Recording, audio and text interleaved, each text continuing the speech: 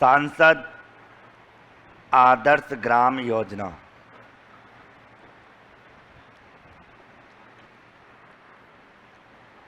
अब जो क्या है इसका उद्देश्य पता लग रहा है। इस योजना का उद्देश्य है कि अपने क्षेत्र विशेष के जो सांसद हैं वहाँ के गांवों को गोद लेना और उनकी देखभाल करना, अपने कोटे से पैसा देना, उनको इम्प्रूव करना, डेवलप करना, यही इस योजना का मेन उद्देश्य है। ठीक है, तो लिखो शुभारंभ, लिखो 11 अक्टूबर 2014। 11 अक्टूबर 2014।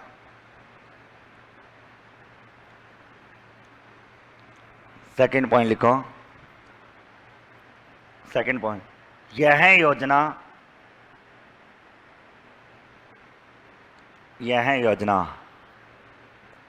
संसद के दोनों सदनों के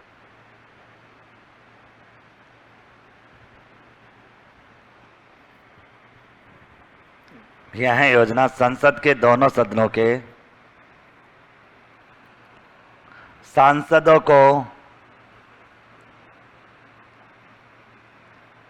सांसदों को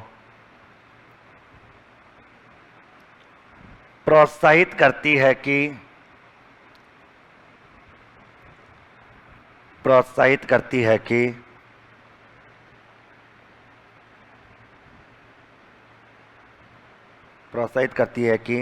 वे अपने निर्वाचन क्षेत्र के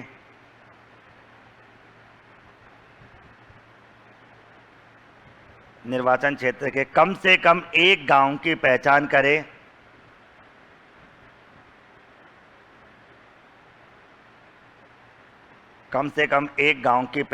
पहचान मतलब देखे कि वो गांव कैसा है, खराब है या सही है, उसको डेवलप करना।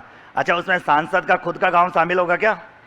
खुद के गांव को नहीं लेके जाना, खुद के गांव के अलावा अपने निर्वाचन क्षेत्र के खुद के गांव को छोड़कर किसी भी गांव को वो गोद ले सकता है, उसका चयन करे। और 2016 तक इसका लक्ष्य रखा गया था कि 2016 तक उस गांव को डेवलप करने का काम उस सांसद का रहेगा। फिर बाद में ये भी कहा गया कि अगर वो ऐसा करता है तो 2019 तक वो 1-2 गांव और गोद में ले। इस तरह की ये योजना है। तो अगला लिखो, पहचान करे तथा 2016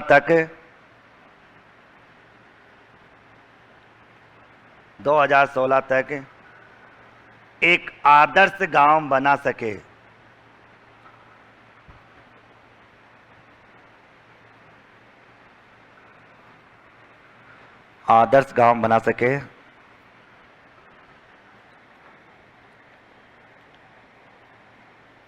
तथा 2019 तक, अगला लिखो इसी में, 2019 तक 2 और गांवों को शामिल करते हुए 2 और गांवों को शामिल करते हुए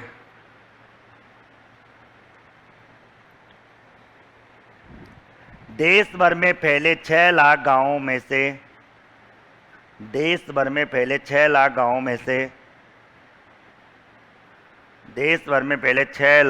में से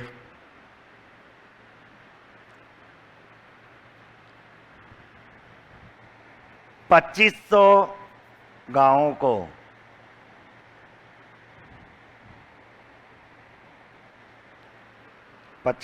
को एक आदर्श गांव बना सके, मतलब उसको आइडल विलेज के रूप में, अच्छे गांव के रूप में बना सके।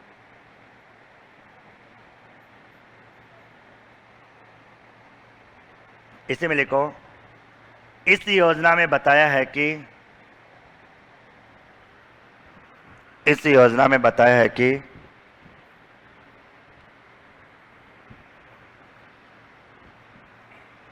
कि वह सांसद अपने गांव को गोद नहीं लेगा।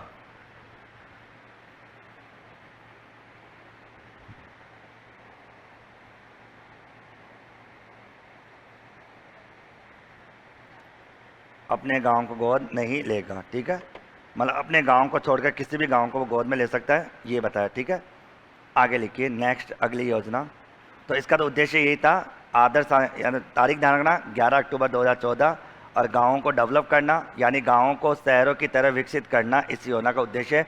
और सांसदों को ये कहा गया कि वो कम से कम और कुछ नहीं करे तो अपने निर्वाचन क्षेत्र के एक गांव, कम से कम एक गांव को तो डेवलप करने का काम करे।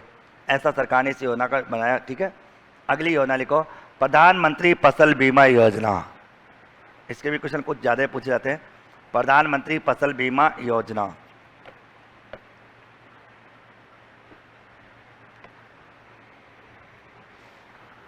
प्रधानमंत्री फसल बीमा योजना।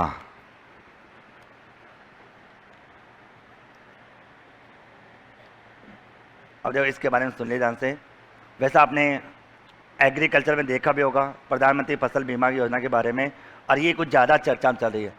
जब जब अपन कृषि की बात करते हैं और कृषि की योजनाओं की बात करते हैं तो प्रधानमंत्री फसल बीमा योजना का नाम सबसे पहले आता है। ठीक है, इस योजना की अगर बात करें तो सबसे पहले मैं आपको कुछ बातें बता दूं, बाहर लिखना। जो 13 जनवरी 2016 को इस योजना का शुभारंभ किया गया था, प्रधानमंत्री फसल बीमा योजना। यानी पहले दो योजनाएं चलती थी, राष्ट्रीय कृषि बीमा योजना और संशोधित राष्ट्रीय कृषि बीमा योजना। जो थी दो योजनाओं को मर्ज करके एक नई योजना बनाई गई, प्रधानमंत्री फसल बीमा योजना। इस योजना का उद्देश्य क्या है? इस योजना का उद्देश्य है कि एक निर्धारित प्रीमियम पर फसल को प्राकृतिक कारणों से अगर कोई नुकसान होता है उस नुकसान की भरपाई कराई जाएगी। इस योजना का संचालन राष्ट्रीय कृषि बीमा कंपनी के द्वारा किया जा रहा है।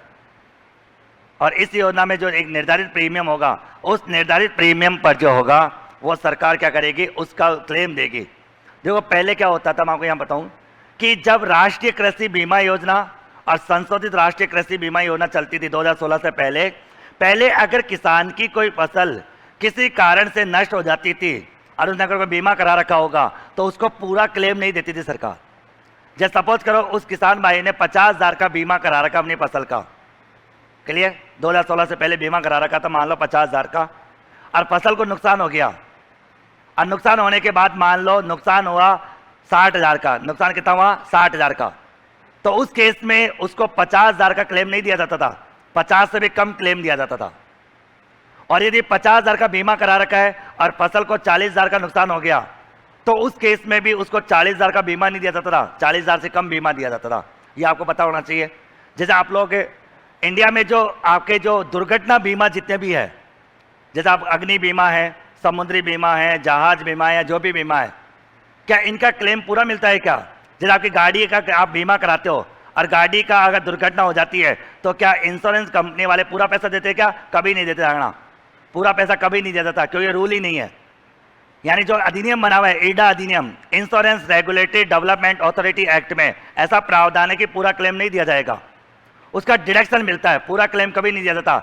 एकमात्र योजना जो है प्रधानमंत्री फसल बीमा योजना, वो एकमात्र ऐसी योजना है जिसमें पूरा क्लेम दिया जाएगा बिना किसी डिडक्शन के। यही इस योजना का मेन उद्देश्य रखा गया, यानी पूरा क्लेम दिया जाएगा बिना किसी कटौती के, कोई डिडक्शन नहीं होगी, कोई कटौती नहीं होगी। लेकिन सुनना कैसे, अगर उस किसान ने अपनी फसल का 1 लाख का बीमा करा रखा है और उसकी फसल को नुकसान हो गया मान लो 1.5 लाख का, क्लेम कितना मिलेगा? 1 लाख। क्लियर? अब ये थोड़ी 1.5 लाख का क्लेम मिलेगा, ऐसा तो इंश्योरेंस बेचारा 1 रुपये करवाएगा और आराम से। लेकिन अगर उस किसान ने 1 लाख रुपए का बीमा करा रखा है और फसल को 80,000 का नुकसान हो गया तो उसको 80,000 का पूरा क्लेम मिलेगा, जो पहले ऐसा नहीं था। पहले 80,000 से क्या मिलता था? कम मिलता था। यही इस योजना का मेन पार्ट था। बाकी पहले भी होता था इंश्योरेंस तो, और इंश्योरेंस अभी भी होता है। फसल का बीमा पहले भी होता था और फसल का बीमा अभी भी होता है, लेकिन पहले और अब में इतना ही फर्क है, पहले बिना कटौती के पैसा नहीं मिलता था, कटौती के बाद ही पैसा मिलता था। लेकिन अब बिना कटौती के पैसा दिया जाएगा। जिसका कुछ RS मेंस में पूछा गया था, इसके बारे में कुछ डिटेल से पूछने के लिए बताया गया था। तो ये योजना जो थी 13 जनवरी 2016 को प्रारंभ की गई थी। और इस योजना का, अच्छा, ये बीमा कब कराता है आदमी? फसल का बीमा कब होता है? फसल की उगाई से पहले, उगाई के बाद? अरे बीमा कब होता है? उगाई से पहले, उगाई के बाद? उगाई के बाद कब होता भाई?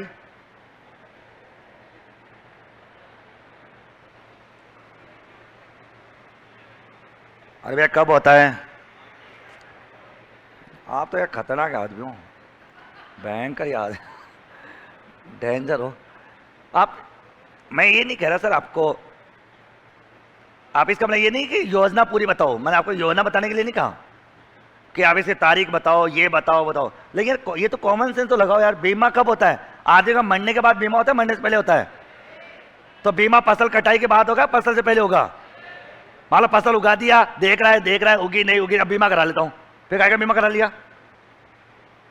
अरे भैया आप कोई मेडिकल कराते हो तो अब मान लो सपोज तुम बीमार पड़ गए, तुम्हारे मान लो कोई रोग लग गया और अब क्लेम करोगे, अब इंश्योरेंस कराओगे तो क्या क्लेम मिलेगा? बीमारी से पहले तो क्लेम मिलेगा, पहले बीमा कराओ तो क्लेम मिलेगा। तो फसल की उगाई से पहले होता है ना। और इसमें एक प्रावधान और किया गया, इसमें इस योजना में यह कहा गया कि फसल की कटाई के पश्चात 14 दिनों के अंतर्गत अगर फसल को कोई नुकसान होता है तो भी उसका क्लेम दिया जाएगा। क्योंकि किसान का रोना यह है कि हमारी फसल कटाई के बाद 14 दिन तक इसलिए पड़ी रही क्योंकि हमको हमारा पूरा मूल्य नहीं मिल रहा था और इसकी वजह से हमारी फसल का नुकसान हो गया, तो भी सरकार को क्लेम देना पड़ेगा। ये नियम और किया गया इसमें। तो लिखो शुभारंभ, लिखो 13 जनवरी 2016, 13 जनवरी 2016। सेकंड पॉइंट लिखो, इस योजना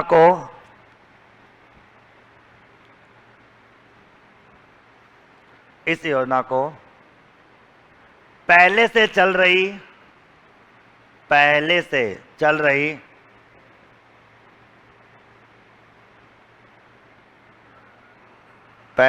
रही राष्ट्रीय कृषि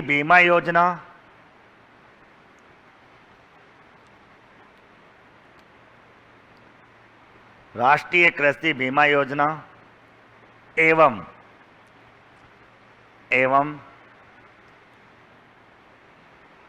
संशोधित यानी रिवाइज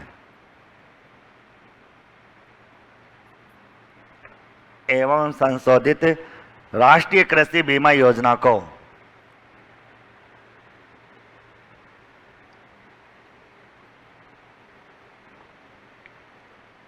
संशोधित राष्ट्रीय कृषि बीमा योजना को सम्मिलित करते हुए प्रारंभ किया गया।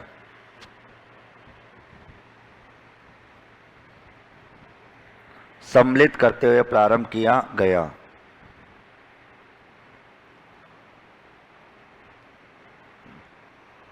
उसके बाद लिखो, इस योजना का मुख्य उद्देश्य लिखे इसका,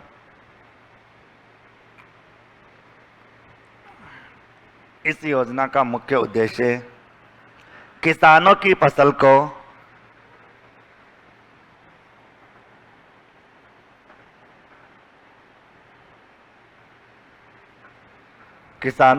को प्राकृतिक आपदाओं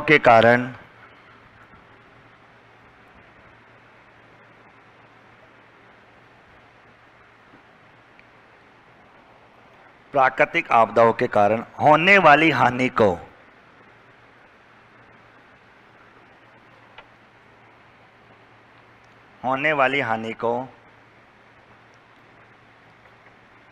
किसानों द्वारा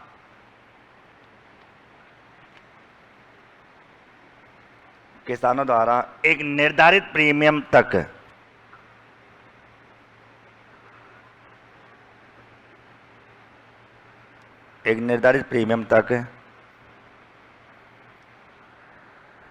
कम किया जाना है।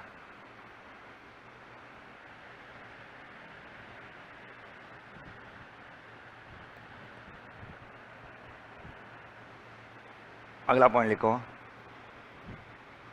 इस योजना का संचालन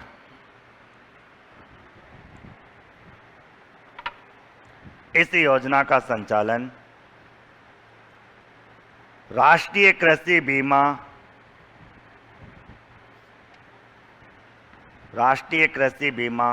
कंपनी द्वारा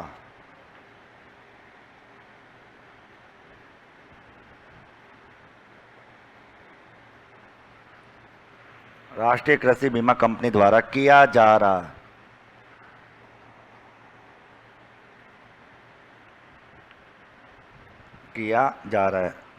एक पॉइंट और लिखो इसमें, इस योजना में यह प्रावधान किया गया कि किसानों की फसल को प्राकृतिक आपदाओं के कारण होने वाली हानि को किसानों द्वारा एक निर्धारित प्रीमियम तक कम किया जाना है। इस योजना में यह प्रावधान किया गया कि किसानों की फसल को प्राकृतिक आपदाओं के कारण होने वाली हानि को किसानों द्वारा एक निर्धारित प्रीमियम तक कम किया जाना है। इस योजना में यह प्रावधान किया गया कि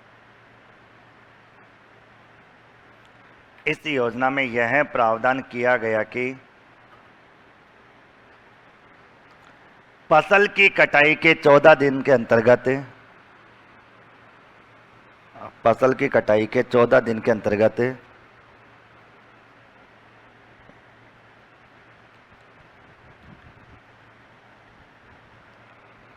फसल की कटाई के 14 दिन के अंतर्गत यदि कोई नुकसान होता है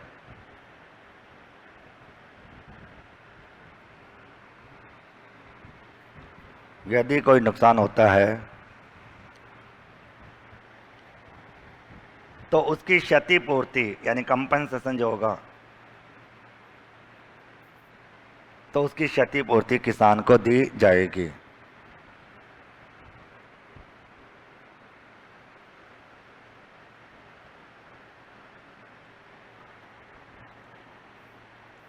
ठीक है, आगे अगली योजना लिखिए, प्रधानमंत्री वे वंदना योजना, जिसका क्वेश्चन अभी पूछा गया आज एलडीसी में, प्रधानमंत्री वे वंदना योजना। और इसका क्वेश्चन तो 2-3 बार कई एग्जामों और पूछा गया है। प्रधानमंत्री वे वंदना योजना,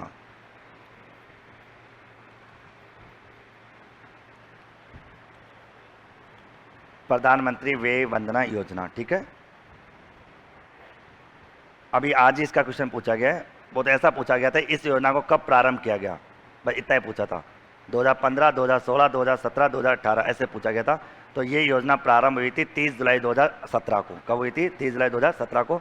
सुनिए ध्यान से। अच्छा, इसका क्वेश्चन पूछना जायज़ भी था। इसका कारण बताऊँ क्या कारण था?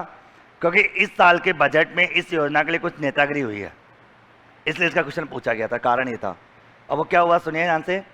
प्रधानमंत्री वे वंदना योजना, अब इसका एक बार आरएस में पूछा गया था। ये मतलब आरएस में का एक छोटे से एग्जाम में और पूछा गया था।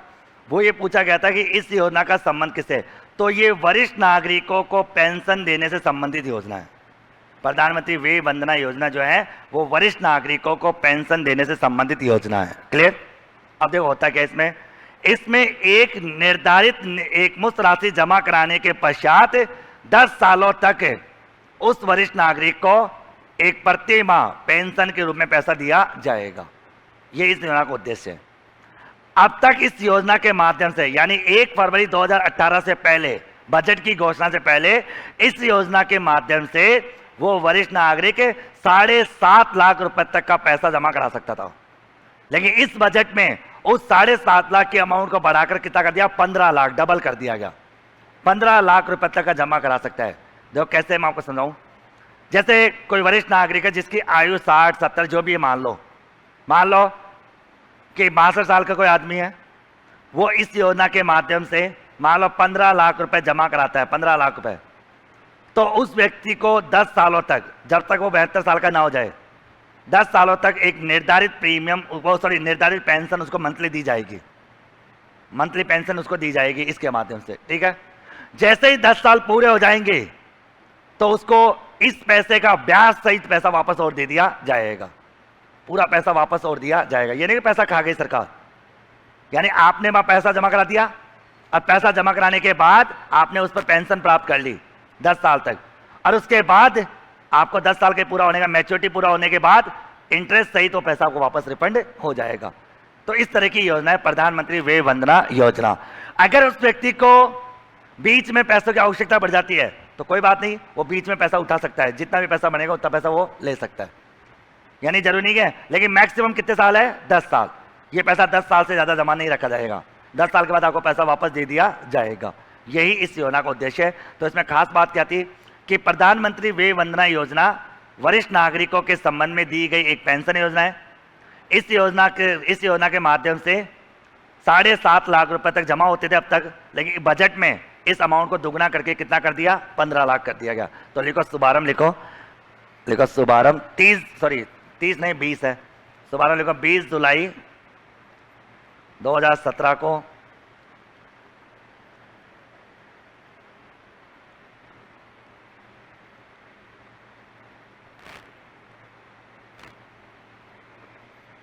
जुलाई 2017 को। आगे लिखो। इस योजना के माध्यम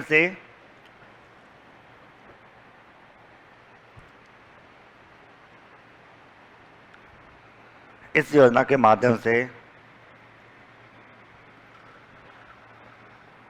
वरिष्ठ नागरिक जिनकी आयु 60 वर्ष से अधिक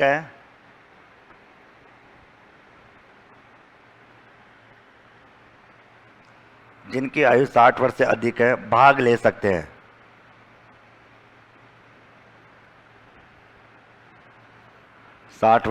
भाग ले सकते हैं।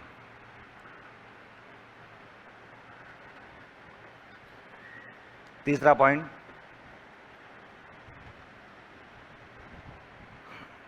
यह योजना 10 वर्ष के लिए होती है।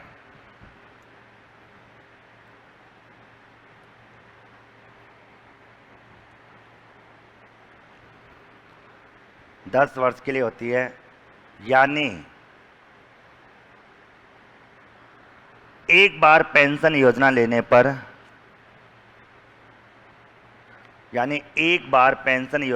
पर लेने पर 10 वर्षों तक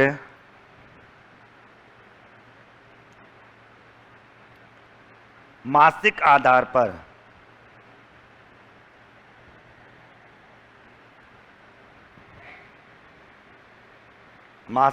पर पेंशन दी जाएगी।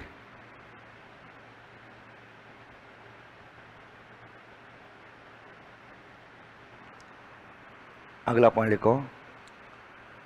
प्रारंभ में इस योजना के माध्यम से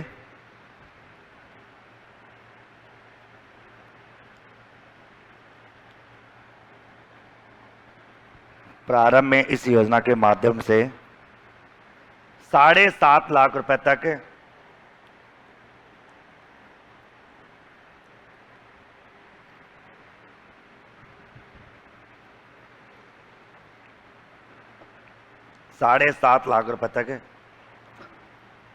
राशि जमा कराई जाती थी।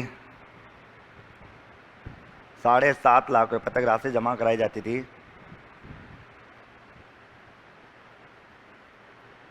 जिसे केंद्रीय बजट 2018-19 में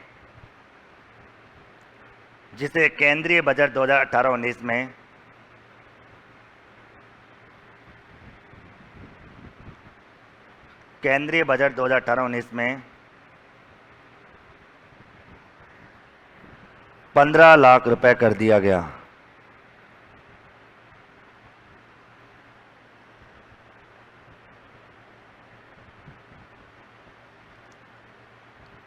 आगे लिखो, ठीक है। हाँ, अच्छा, इसका संचालन कौन कर रही है? लिखो, इस योजना का संचालन LIC द्वारा किया जा रहा है। यानी जो पैसा वगैरह जमा होगा वो LIC कंपनी के पास जमा होगा।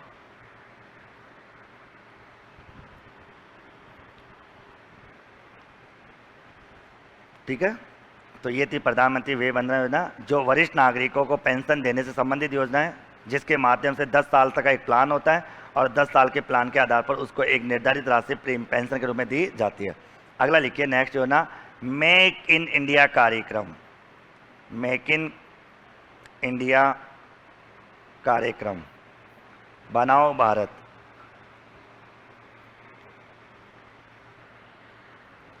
मेक इन इंडिया कार्यक्रम, बनाओ भारत। इसमें लिखिए आप लोग, शुभारंभ लिखो 25 सितंबर 2014।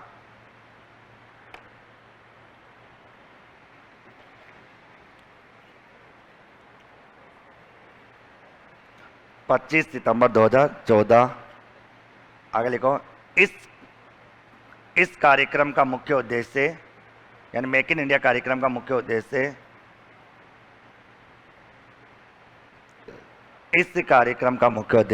विदेशी पूंजी निवेश को, विदेशी पूंजी निवेश को बढ़ावा देना है।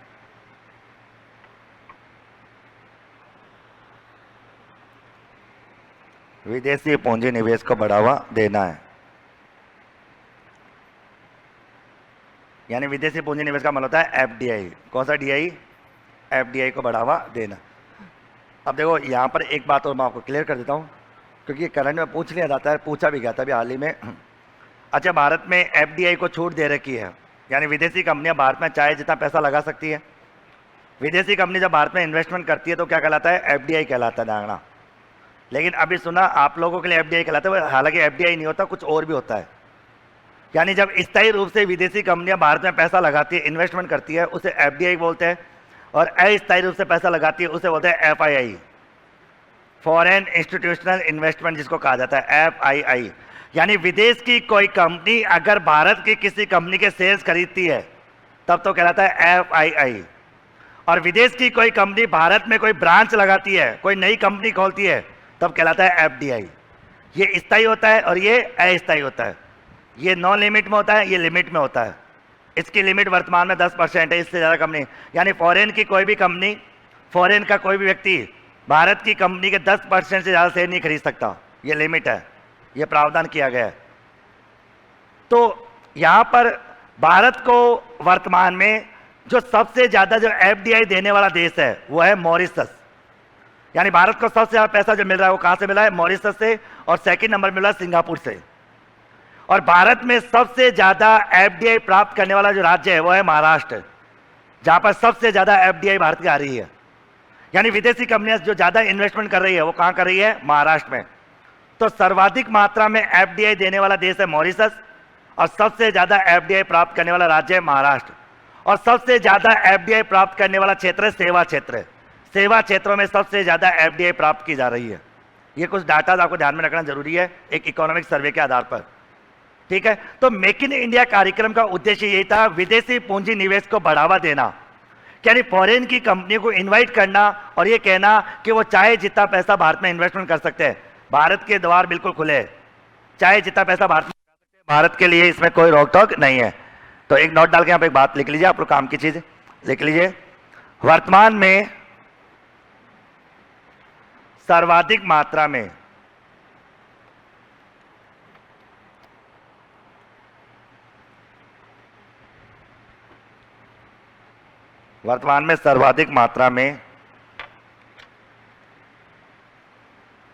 एफडीआई मॉरिशस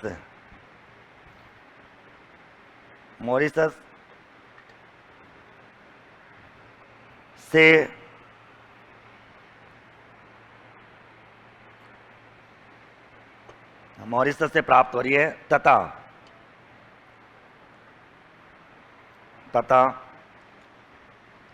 सर्वाधिक एफडीआई प्राप्त करने वाला राज्य महाराष्ट्र है।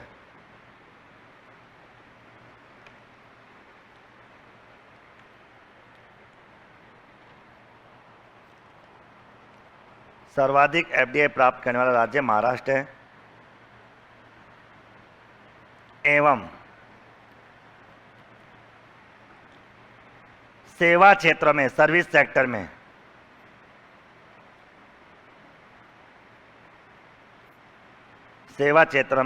सबसे ज्यादा एफडीआई प्राप्त हो रही है।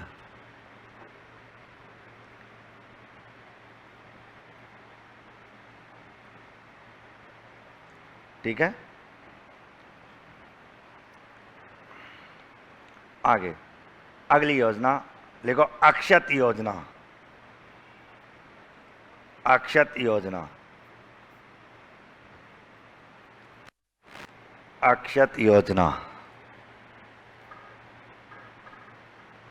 अब देखिए, ये भी एक काम की योजना है। इसके पीछे कारण क्या है सुनिए।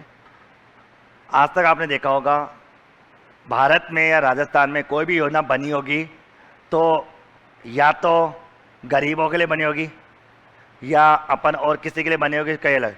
अक्षत योजना एकमात्र ऐसी योजना है भारत की जो, या राजस्थान की राज्य की योजना है जो पढ़े लिखे बेरोजगारों के लिए बनी हुई है। यानी इस योजना के लिए पढ़ा लिखा होना जरूरी रहना। एकमात्र ऐसी योजना जो पढ़े लिखे बेरोजगारों को भत्ता देने से संबंधित योजना है अक्षत योजना। बाकी बेरोजगारी भत्ता तो हर किसी मिलता होगा, देते होंगे, लेकिन इस योजना में जो बेरोजगारी भत्ता दिया जाएगा उसकी एक ही कंडीशन है, उस व्यक्ति की आयु 30 वर्ष से कम होनी चाहिए और वो व्यक्ति ग्रेजुएट होना चाहिए, यानी BA BCom BSc pass out होना चाहिए, तब जाके उसको इस योजना के माध्यम से अलाउंस मिलेगा, भत्ता मिलेगा। भत्ता कितना मिलेगा? अगर कोई लड़का है तो 650 रुपये पर मंथ मिलेंगे, यदि कोई लड़की है तो 750 रुपये पर मंथ मिलेंगे, और यदि कोई दिव्यांग है, कोई विशेष योग्यजन है, तो उसको बनेगा 750 रुपये पर मंथ। इस योजना के माध्यम से भत्ता दिया जाएगा, यानी बेरोजगारी भत्ता योजना है ये। तो लिखो इसमें, लिखो पहला पॉइंट, इस योजना को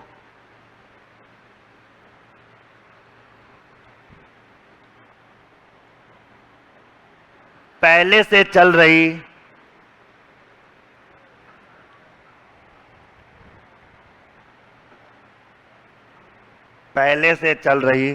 राजस्थान बेरोजगारी भत्ता योजना,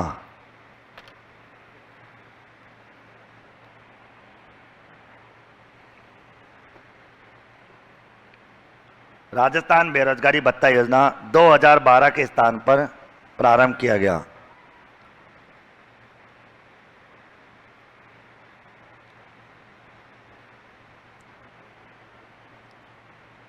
राजस्थान बेरोजगारी भत्ता योजना 2012 के स्थान पर प्रारंभ किया गया।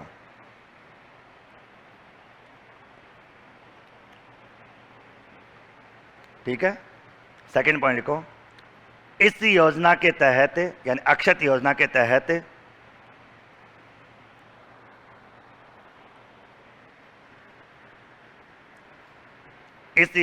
तहत राज्य के बेरोजगार युवकों को, यानी लड़कों को 650 रुपये प्रति माह है, तथा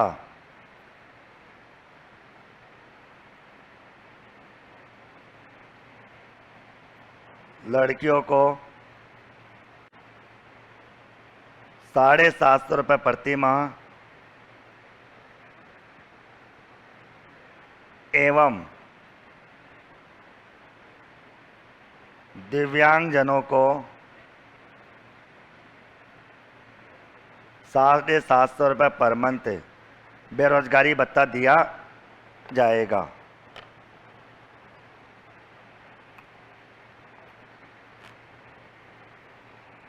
₹750 बेरोजगारी भत्ता दिया जाएगा। ये इसलिए चर्चा में है क्योंकि ये पहले भत्ता कम मिलता था, लेकिन पिछले राज्य बजट में इसको बढ़ा दिया गया है। 750, मतलब 650, 750 ये कर दिया। पहले यहाँ पर लगभग 400 था, यहाँ पे 500 था और यहाँ पे 600 था। इसको बढ़ाया गया था बजट में, इसलिए चर्चा में। इस योजना के लिए खास बातें ध्यान रखना। पहली बात, इसकी पात्रता की अगर बात करें कि कौन कौन व्यक्ति इसमें भाग ले सकता है, तो पहली कंडीशन वो राजस्थान का निवासी होना चाहिए। दूसरी कंडीशन वो ग्रेजुएट होना चाहिए, यानी स्नातक होना चाहिए। और तीसरी कंडीशन उसकी परिवार की वार्षिक आय 3 लाख रुपए से कम होनी चाहिए। तो लिखो, इस योजना की पात्रता, मतलब योजना में कौन कौन भाग ले सकता है। योजना की पात्रता, तो पहला लिखो, वह राजस्थान का निवासी होना चाहिए।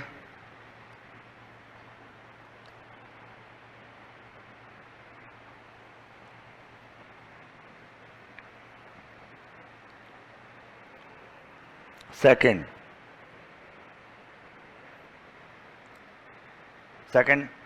उसकी आयु 30 वर्ष से कम होनी चाहिए, यानी कि लाइफ टाइम तक पैसा उठाता रहे। उसकी आयु 30 वर्ष से कम होनी चाहिए।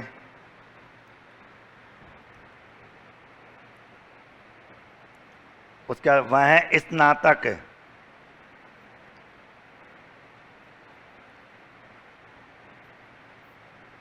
स्नातक यानी ग्रेजुएट होना चाहिए।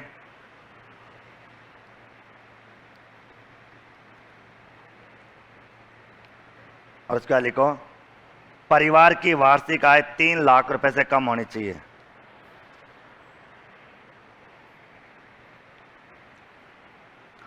परिवार की आय 3 लाख रुपए से कम होनी चाहिए। ठीक है, आगे देखिए अगली योजना। ये क्वेश्चन भी एग्जाम में खूब पूछा गया है। मुख्यमंत्री राजश्री योजना। Click on the subscribe button to subscribe to our channel. Press the bell icon on the YouTube app and never miss another update.